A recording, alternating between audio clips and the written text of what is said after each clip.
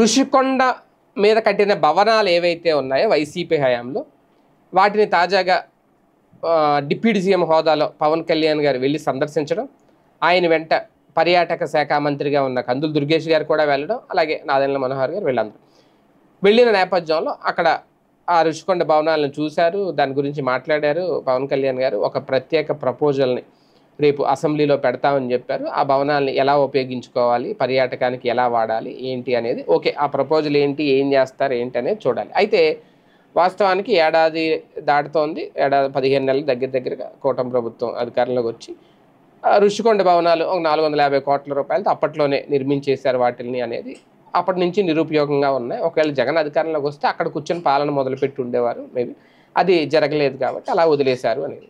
వాస్తవానికి ప్రభుత్వ హయాంలో అవి ప్రభుత్వ డబ్బులతో కట్టారు కాబట్టి, ప్రజాధనంతో కట్టారు కాబట్టి ప్రభుత్వం దాన్ని ఎలాగైనా ఉపయోగించుకోవచ్చు. ఉపయోగించుకోలేదు, ఓకే, ఆ టాపిక్ ఇంకా రాజకీయంగా అయిపోయింది, అవుట్డేటెడ్ టాపిక్. అయితే ఇప్పుడు పవన్ కళ్యాణ్ గారు వేసిన అడుగులతో స్పందన వచ్చింది. ఇమీడియట్గా ప్రభుత్వం దాని మీద దృష్టి పెట్టింది.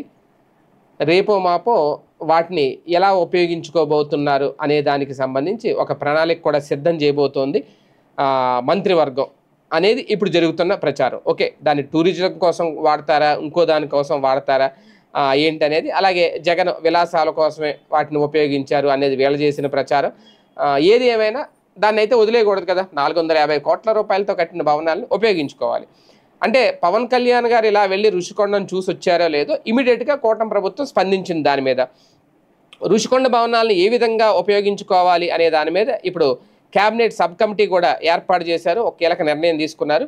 మంత్రివర్గ ఉపసంఘంలో సభ్యులుగా పర్యాటక శాఖ మంత్రి కందుల దుర్గేష్, అలాగే ఆర్థిక మంత్రి పయ్యావుల కేశవ్, అలాగే సాంఘిక శాఖ మంత్రి బాల వీరాంజనేయ స్వామి వీళ్ళందరూ కూడా ఋషికొండ భవనాలను పరిశీలించి ఆ భవనాలను దేనికోసం ఉపయోగించాలో ఒక సిఫార్సు చేస్తారట.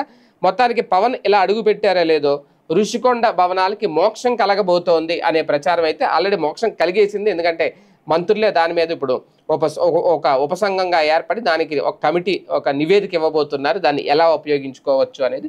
అంటే వేగంగా మొత్తానికి పవన్ కళ్యాణ్ గారు వెళ్ళొచ్చిన తర్వాత వాటిని ఇమీడియట్గా ఆ ఋషికొండ భవనాల ప్రయోజనాలు వాటిని ఎలా ఉపయోగించుకోవాలనే దాని మీద ఒక కీలక అడుగు పడింది. అది పవన్ కళ్యాణ్ గారితోనే సాధ్యమైంది అనేది వాళ్ళు చెప్తున్నమాట.